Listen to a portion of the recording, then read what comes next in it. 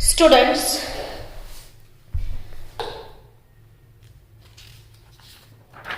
इसके पहले के लेक्चर में हमारा टॉपिक चल रहा था चार्ज ऑन कोलॉइड पार्टिकल, और फिर हमने उसके साथ साथ कवर किया कि कौन से ऐसे सॉल है जिनके ऊपर पॉजिटिव चार्ज है और कौन से ऐसे सॉल है जिनके ऊपर नेगेटिव चार्ज है, जो कि आपको प्रिपेयर करना है। ठीक है, अब उसके बाद वाला टॉपिक आज हम शुरू करने वाले हैं कि भाई जो चार्ज कोलॉइड पार्टिकल के ऊपर प्रेजेंट होता है उससे क्या क्या बेनिफिट है, कोलॉइड पार्टिकल के ऊपर चार्ज आया कहां से। एक क्वेश्चन तो ये भी है कि कोलॉइड पार्टिकल के ऊपर चार्ज कहां से आता है, कैसे आता है, वो सब समझते हैं आगे वाला टॉपिक। तो अब नेक्स्ट टॉपिक कि जो कोलॉइड पार्टिकल के ऊपर चार्ज है इसके बारे में कि the presence of equal charge, the presence of equal charge and similar charge, equal and similar charge on colloid particle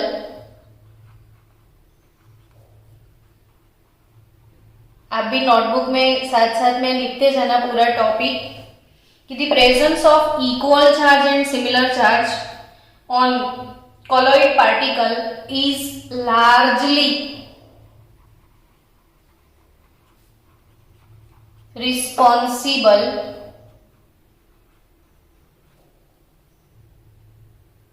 in providing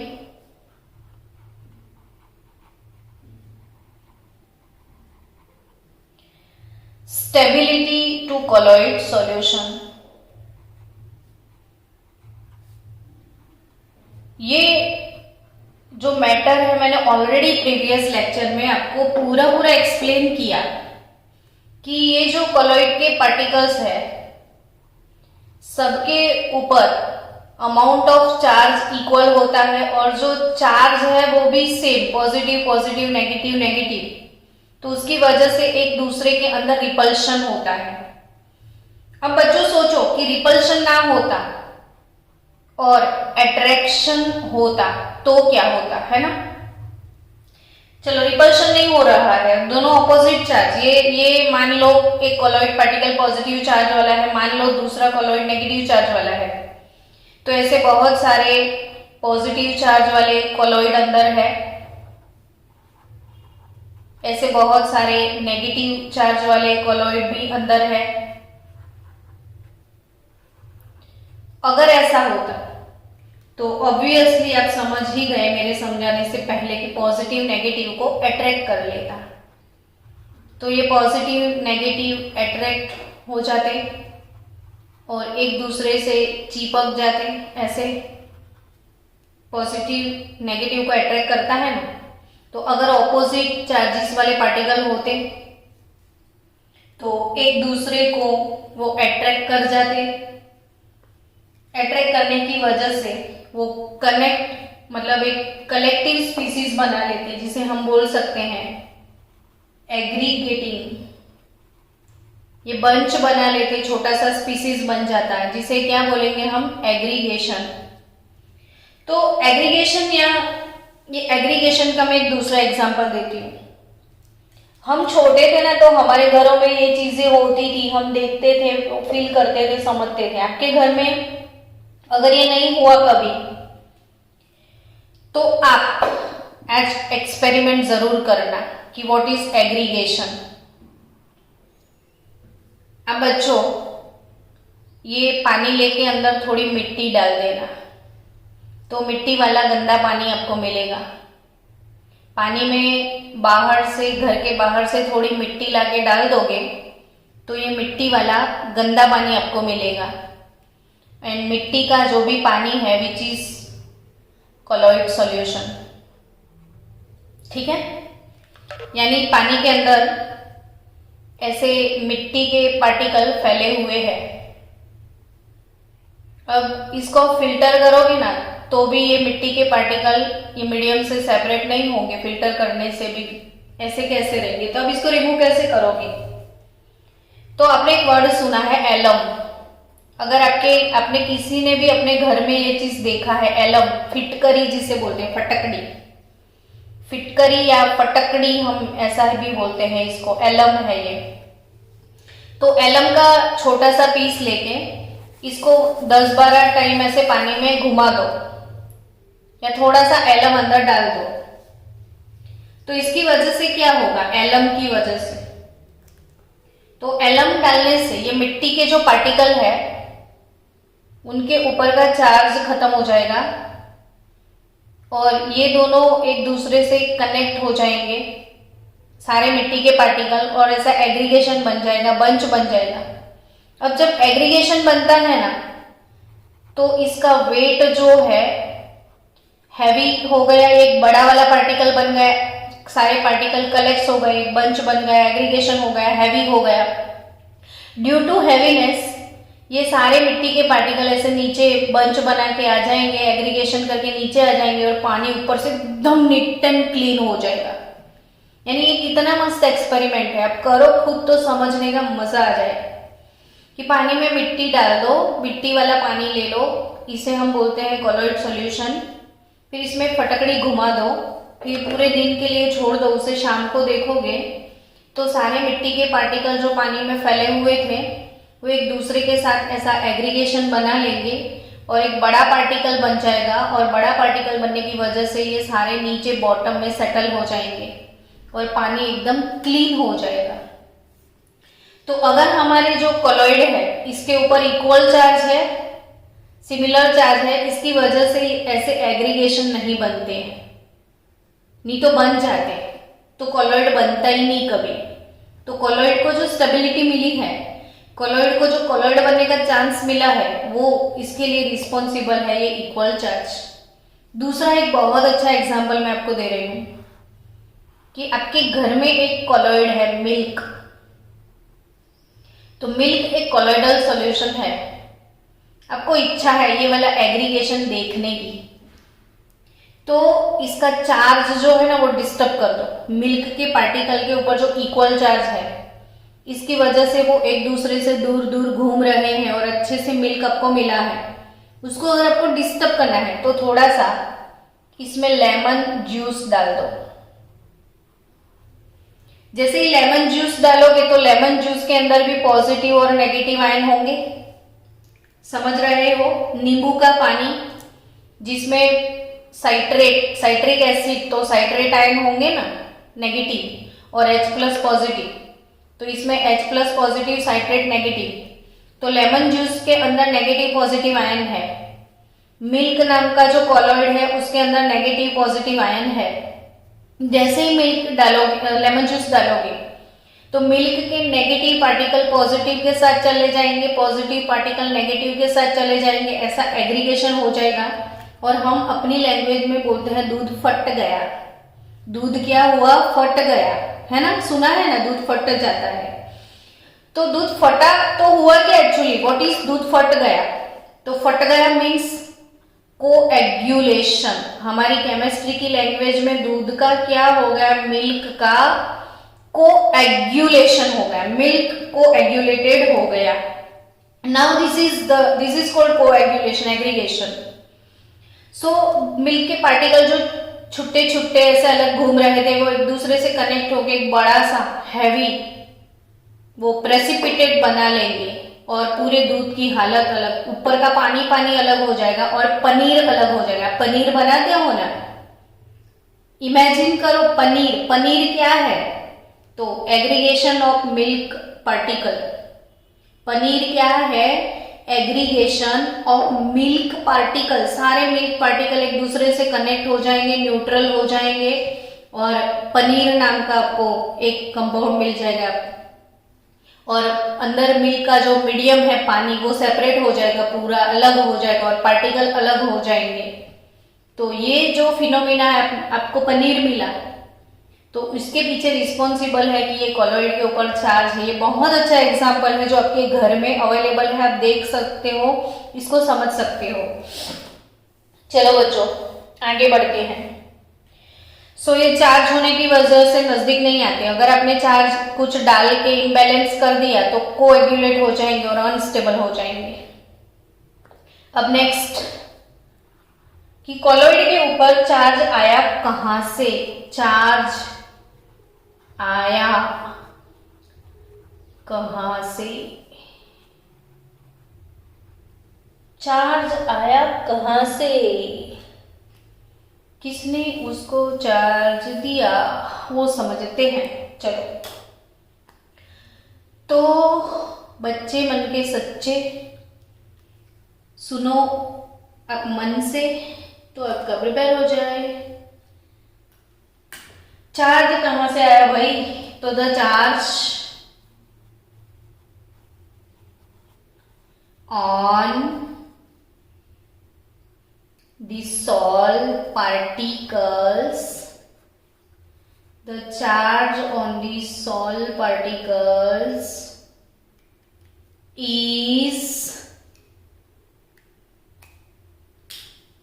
is due to one or more reasons। अब उन reasons को हमें discuss करना है। One और more reason, और इसमें से सबसे पहला रीजन क्या है, तो भाई first reason is that due to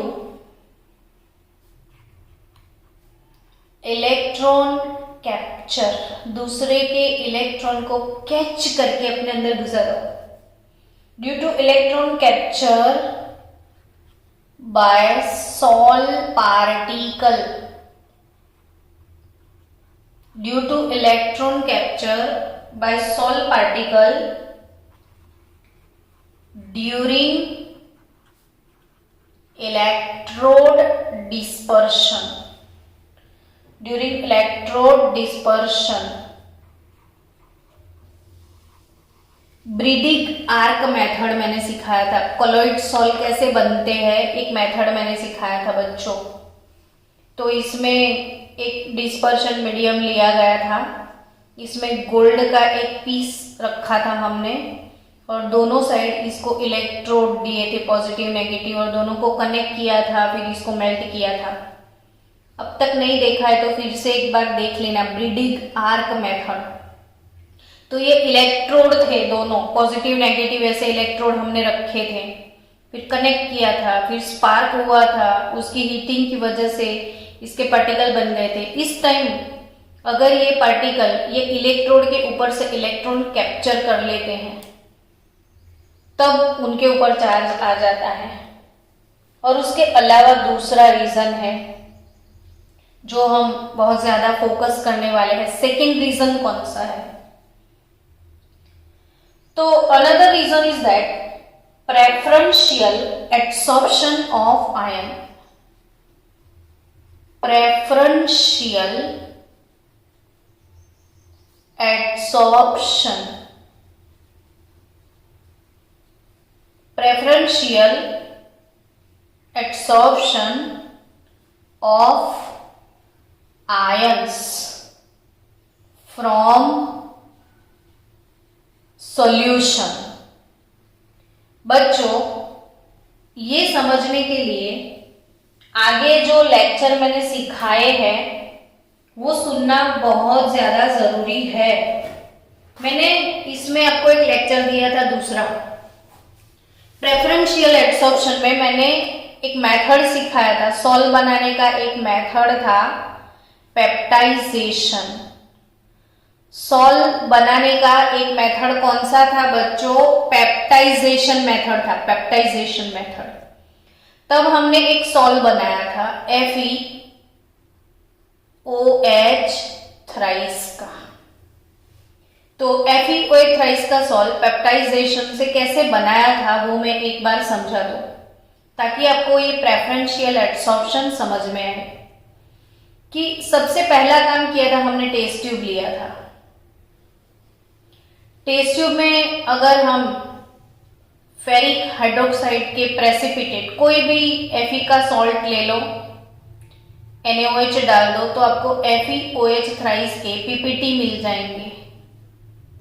तो बहुत सारे FeOH थ्राइस के पीपीटी, इसके अंदर का सॉल्यूशन फिर रिमूव कर दो। अब आपको करना क्या था कि कोई एक डिस्पर्शन मीडियम लेना था। अब डिस्पर्शन मीडियम ऐसे लेना था जिसका या तो पॉजिटिव आयन या तो नेगेटिव आयन दोनों में कॉमन हो जाए। जैसे FeCl3 में दो आयन होते हैं, एक Fe3 होता है और दूसरा Cl- होगा।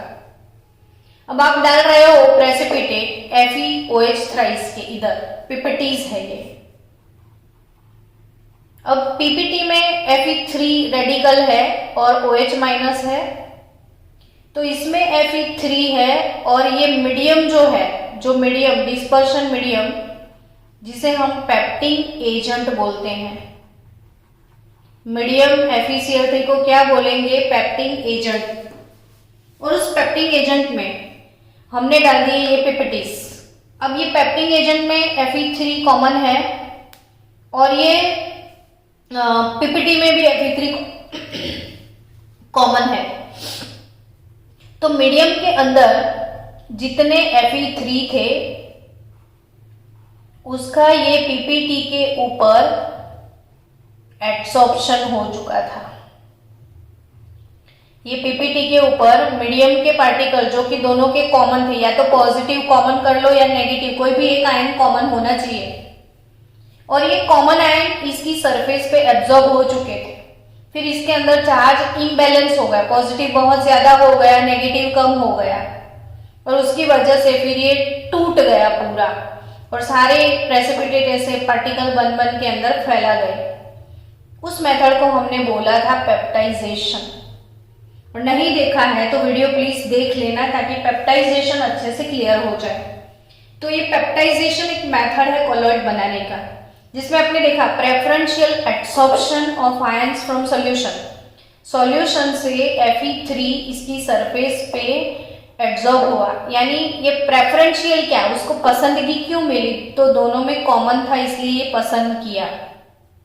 अब इसको ज्यादा डिटेल में समझते हैं हम कि preferential adsorption of the ion common to the colloidal particle, और उसको डिफरेंट एग्जाम्पल से मैं आपको समझा रही हूं। चलो एक एग्जाम्पल लेते हैं, ध्यान से सुनना बच्चों। सो गए हो तो जाग जाओ, नींद आ रही है तो भी उठ जाओ, कैसे भी करके। सपोज बच्चों मेरे पास है सिल्वर नाइट्रेट। सिल्वर नाइट्रेट, ध्यान से सुनो, silver nitrate is added to highly diluted potassium iodide. Silver nitrate is added to highly diluted potassium iodide. Then what will happen? समझो. So I will have AgI, silver iodide, उसके मुझे बहुत सारे ऐसे PPTs मिल जाएंगे, प्रेसिपिटेशन हो जाएगा silver iodide का। समझ रहे हो ना? यानी Ag और I चले गए। लेकिन बच्चों आपको समझना है फिर से कि AgNO3 में Ki डाल दिया। चलो फिर से मैं समझा रही हूं, silver nitrate with Ki, now silver nitrate with excess Ki। तो एक्सेस अमाउंट Ki का है, लेस अमाउंट AgNO3 का। So highly diluted solution of silver nitrate is added to a highly diluted potassium iodide. तो precipitation होगा silver और iodine का, तो हमें मिलेंगे पिपेटिस AgI के। अब सिल्वर आयोडाइड के जो प्रेसिपिटेशन हो गया सिल्वर आयोडाइड का, इसके साथ साथ सॉल्यूशन में ये एक्सेस है, समझो कि ये लेस अमाउंट में है, तो जितने Ag होंगे उतने I यहां से चले जाएंगे। लेकिन अगर ये एक्सेस है तो ये Ag खत्म हो गए, Ag जितने थे उतने AgI मिल गए, अब Ag नहीं रहे तो I तो रहेगा ना, ये एक्सेस अमाउंट में है। तो अब हमारे पास एक्स्ट्रा आयन कौन से है, जिसमें पड़े हैं I माइनस पड़ा है, फिर इसमें क्या एक्सेस पड़ा है K प्लस, फिर इसमें क्या ओवर है हमारे पास NO3 माइनस। इतनी चीजें ये वाले सॉल्यूशन में है। तो ऑब्वियसली बच्चों कि ये जो AgI के पीपीटीज है, इसमें I माइनस है, इसमें भी I माइनस है, तो इसका I माइनस और इसका I माइनस कॉमन हो गया दोनों में। और जब दोनों में ये कॉमन हो गया तो ऑब्वियसली ये I माइनस का प्रेफरेंशियल एब्सॉर्प्शन इसके ऊपर होने लग जाएगा। ये पीपीटीज के ऊपर प्रेफरेंशियल एब्सॉर्प्शन किसका होगा, I माइनस का, समझो चलो। तो ये AgI आपकी टेक्स्ट बुक में आपको एक फिगर दिया हुआ है बच्चों, ऐसे AgI सॉलिड ऐसा लिखा है, तो यानी सिल्वर आयोडाइड के ये पीपीटीज है। किसके पीपीटीज है, सिल्वर आयोडाइड के पीपीटीज जनरली येलो होते हैं, तो मैं ग्रीन कलर क्यों करूं, ये yellow PPTs of silver iodide, ठीक है। चलो अब इसके ऊपर प्रेफरेंशियल एब्सॉर्प्शन किसका होगा, तो I माइनस का। ये पीपीटीज के ऊपर I माइनस का एब्सॉर्प्शन इसकी सरफेस पे ऐसे होने लग जाएगा। अब सोचो बच्चों कि ये जो सॉल बना वो AgI ऑब्लिक I माइनस का सॉल बना कि नहीं, due to excess amount of KI, due to excess amount of KI हमें सॉल मिलेगा AgI ऑब्लिक I माइनस, यानी ये जो सॉल प्रिपेयर हुआ वो नेगेटिवली चार्ज्ड सॉल आपको मिला। यही एग्जाम्पल को हम ट्विस्ट करते हैं कि सिल्वर नाइट्रेट और फिर से KI लिया, लेकिन इस बार आपने लेस अमाउंट लिया KI का, एक्सेस अमाउंट लिया सिल्वर नाइट्रेट का।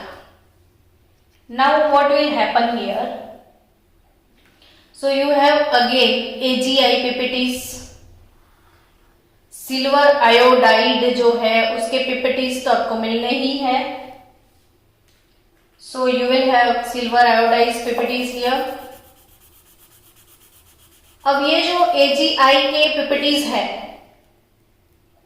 इसमें जितना I लेस प्रोपोर्शन में है और Ag एक्सेस प्रोपोर्शन में है, ये एक्सेस है ये लेस, जितना I था उतना AgI का पीपीटीज मिल गया। सॉल्यूशन में क्या है इसमें, तो AgI के पीपीटीज तो है, I कंप्लीटली यूज हो चुका है, तो इसमें एक्सेस Ag प्लस होंगे, देन नाइट्रेट होगा, देन K प्लस होगा। अब इन दोनों में कॉमन है प्रेफरेंशियल एब्सॉर्प्शन, जो कॉमन होता है उसे प्रेफरेंस मिलता है। K प्लस भी पॉजिटिव है लेकिन कॉमन सिल्वर है, तो इसकी सरफेस पे इस बार एब्जॉर्ब होगा सिल्वर Ag प्लस। ये पीपीटीज जो है इसमें कॉमन आयन Ag प्लस है जो इसकी सरफेस पे ऐसे एब्जॉर्ब होने लग जाएगा। तो अभी बच्चों कौन सा सॉल्व मिला आपको, तो आप बोलोगे AgI के ऊपर हमें लेयर मिला Ag प्लस का। तो ये जो सॉल्व है ना बच्चों, पॉजिटिवली चार्ज्ड सॉल है। ये कैसा सॉल जनरेट हुआ? पॉजिटिवली चार्ज्ड सॉल जनरेट हुआ।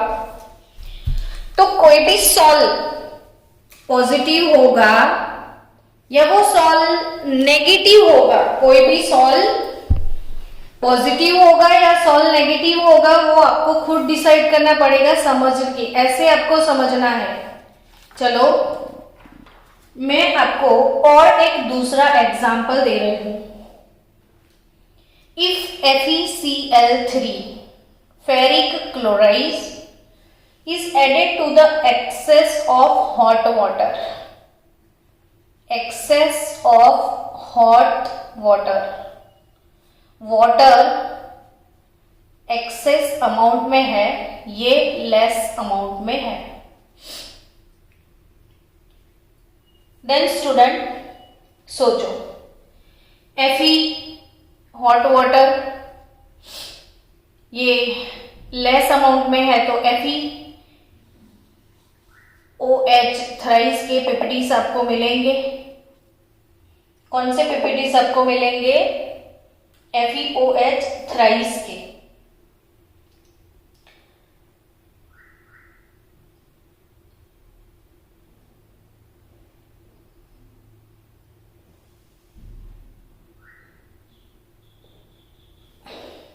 चलो समझ गए हो ना?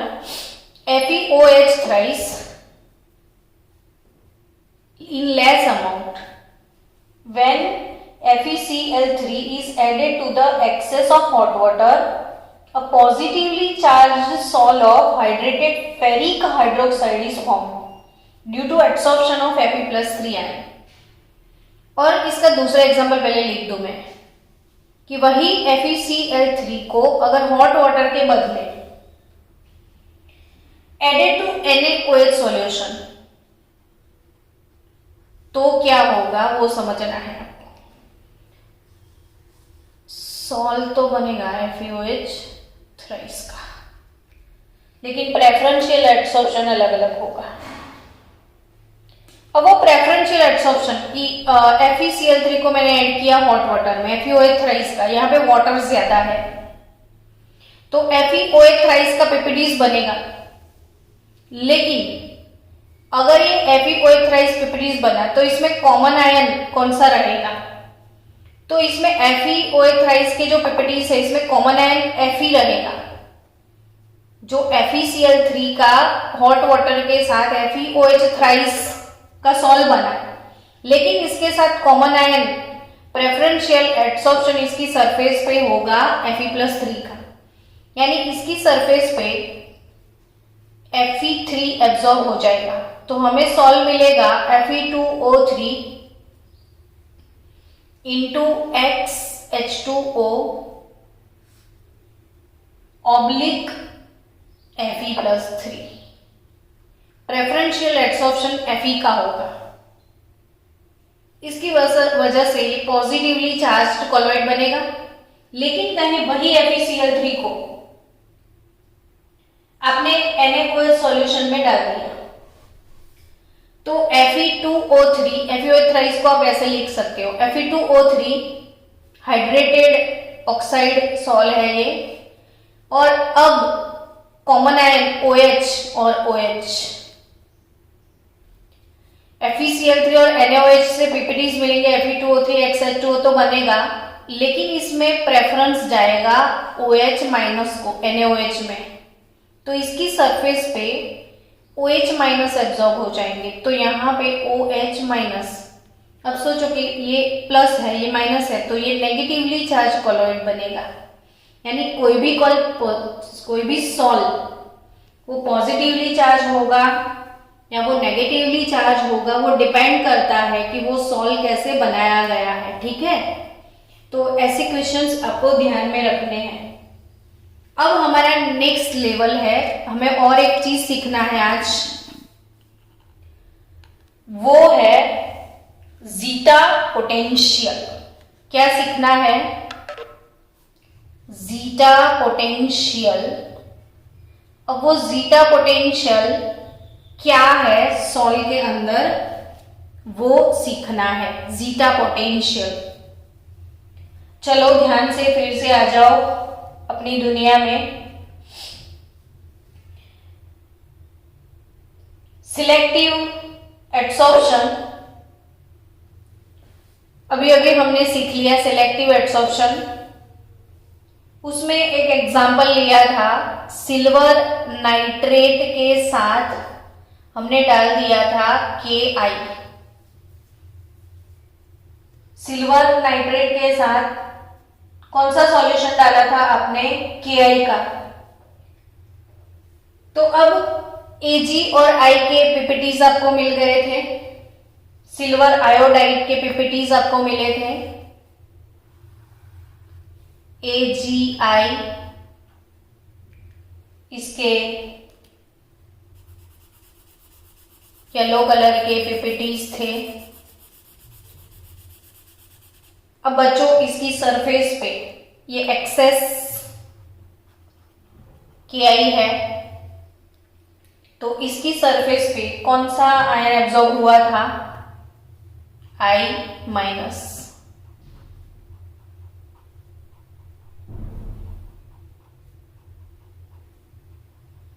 पीपीटीज की सरफेस पे I- एब्जॉर्ब हुआ। अब जैसे ही I- एब्जॉर्ब होता है,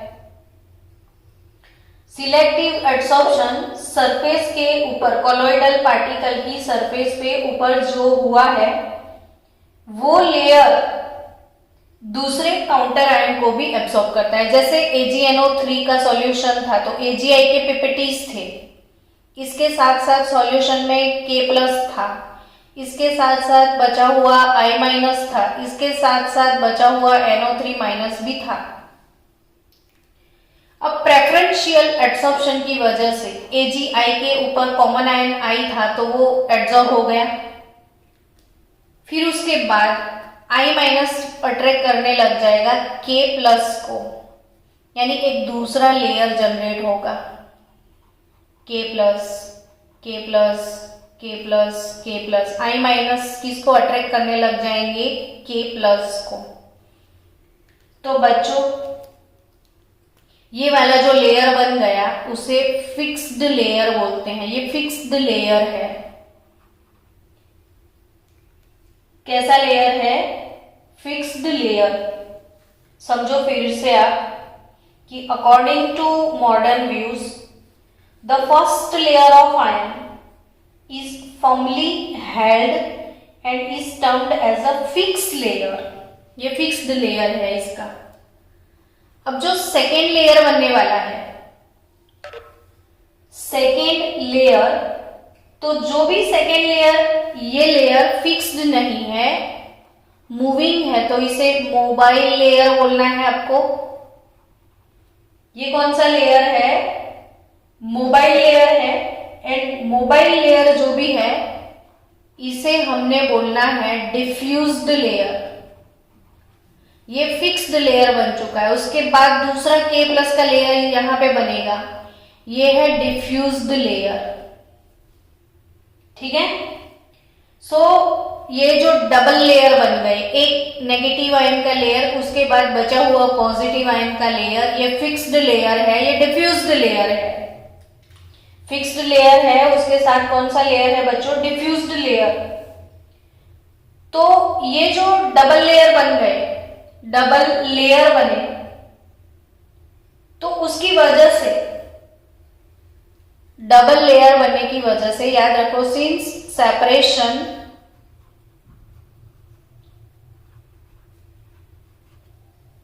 of charge, separation of charge is a seat of potential।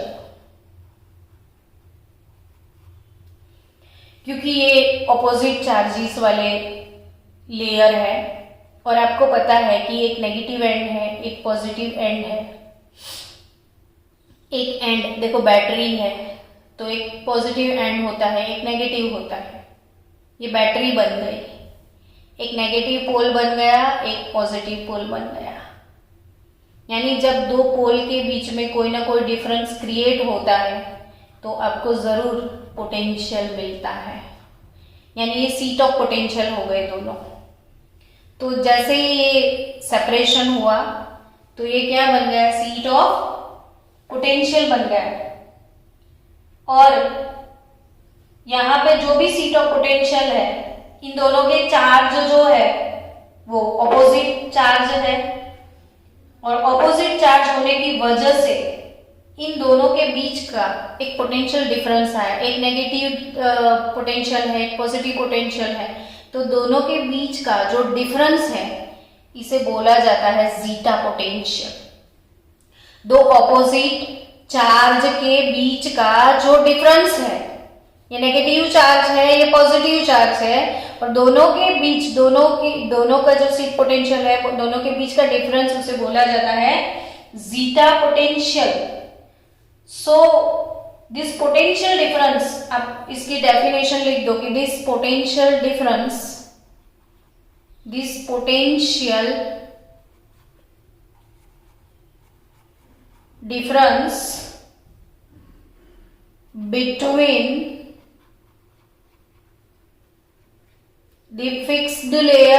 between the fixed layer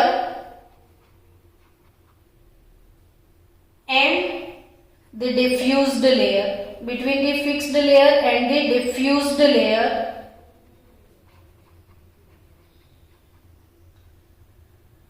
of opposite charges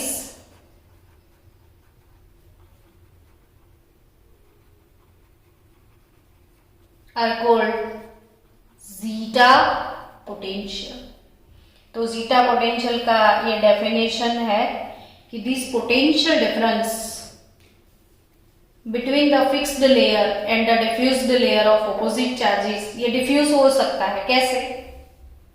तो ये धीरे धीरे टूट जाएगा, क्योंकि उसकी बाजू में फिर देखो के का लेयर बना, लेकिन फिर ये K प्लस I माइनस टूट जाएगा। आजू बाजू में I माइनस है, NO3 माइनस भी है, तो positive negative ion K plus I minus ऐसे घूमते रहेंगे, K प्लस I माइनस सब कुछ है। लेकिन इसमें से पहले I माइनस इधर एब्जॉर्ब होके बैठ गया, फिक्स हो गया। उसके बाद जितने K प्लस थे वो सारे I माइनस की वजह से इधर आके बैठ गए, तो ये दूसरा एक डिफ्यूज लेयर बन गया। अब दो लेयर बनने की वजह से यहाँ पे बहुत सारे ये रेडिकल थे, ये यहाँ पे चले गए नेगेटिव, यहाँ पे आ गए पॉजिटिव। दोनों के बीच का ये बैटरी जैसा हो गया, दोनों के बीच का एक पोटेंशियल क्रिएट हो गया, और पोटेंशियल क्रिएट होने की वजह से जो पोटेंशियल मिलता है इसे बोलते हैं जीटा पोटेंशियल। सो बच्चों,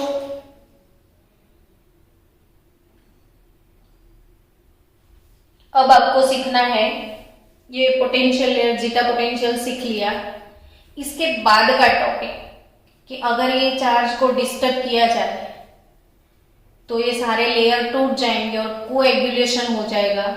तो इसके बाद का हमारा नेक्स्ट टॉपिक है कि ये कौन से कॉलॉइड पे कौन सा चार्ज है, वो किस डिवाइस से पता चलता है, कैसे हम पता कर पाएंगे कि हमारे पास कोई कॉलॉइड है तो ये कौन से चार्ज वाला कॉलॉइड है, और इसका कोएगुलेशन कैसे होता है, और ह्यूम एंड रोथरी के रूल्स है कोएगुलेशन के लिए, वो सीखेंगे हम नेक्स्ट लेक्चर में।